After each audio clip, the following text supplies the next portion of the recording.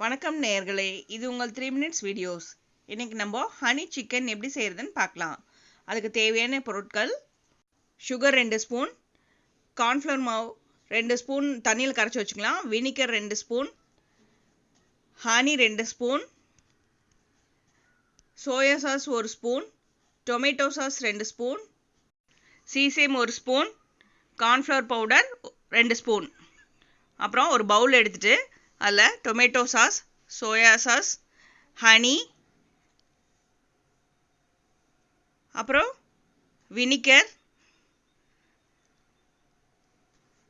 Sugar, அதுக்கப்புறம் நம்ம கரைச்சி வச்சுருக்க கார்ன்ஃப்ளவர் மாவு எல்லாம் ஊற்றி நல்லா மிக்ஸ் பண்ணிக்கலாம்.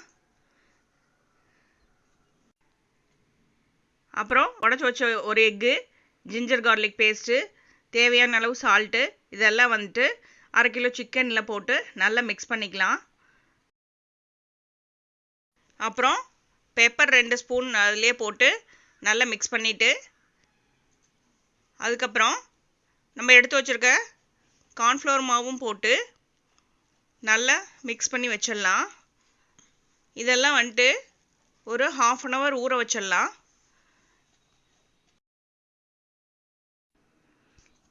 இப்போ பாருங்கள், இது நல்லா ஊறிடுச்சு. அதுக்கப்புறம் ஒரு கடாய் வச்சு ஆயில் விட்டு அதில் இந்த சிக்கன் பீஸ் எல்லாம் போட்டு நல்லா ஃப்ரை பண்ணி எடுத்துக்கலாம்.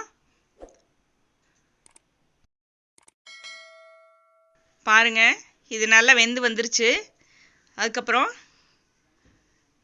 இன்னொரு கடாய் வச்சுட்டு அதில் இந்த சாஸ் எல்லாம் விட்டு கொஞ்ச நேரம் நல்லா கலந்து விட்டுறலாம். அதுக்கப்புறம் இந்த சிக்கனும் அதிலே கொட்டி எல்லாம் நல்லா மிக்ஸ் ஆகிற மாதிரி நல்லா ஃப்ரை பண்ணணும்.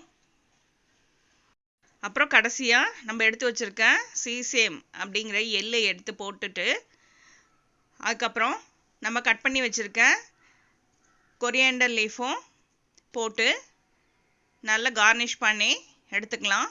அவ்வளோதான், நம்மளோட ஹனி சிக்கன் ரெடி. இதில் நம்ம ஹனி சேர்த்துருக்கறனால அந்தளவுக்கு ஒன்றும் காரம் இருக்காது, குழந்தைங்க விரும்பி சாப்பிடுவாங்க. சாஸ்லாம் இருக்கிறதுனால எல்லாம் நல்லா ஸ்வீட்டாக தான் இருக்கும். கண்டிப்பாக எல்லோரும் ட்ரை பண்ணி பார்த்துட்டு எப்படி இருக்குன்னு சொல்லுங்கள். இந்த வீடியோ உங்களுக்கு பிடிச்சிருந்தா லைக் பண்ணுங்கள். நான் ஏதாவது இந்த மாதிரி வீடியோ போடணுன்னு நினச்சிங்கன்னா கமெண்ட் பண்ணுங்கள். நம்ம சேனலை சப்ஸ்கிரைப் பண்ணிவிட்டு எல்லாத்துக்கும் ஷேர் பண்ணுங்கள். மீண்டும் அடுத்த வீடியோவில் சந்திப்போம். இது உங்கள் 3 மினிட்ஸ் வீடியோஸ். நன்றி, வணக்கம்.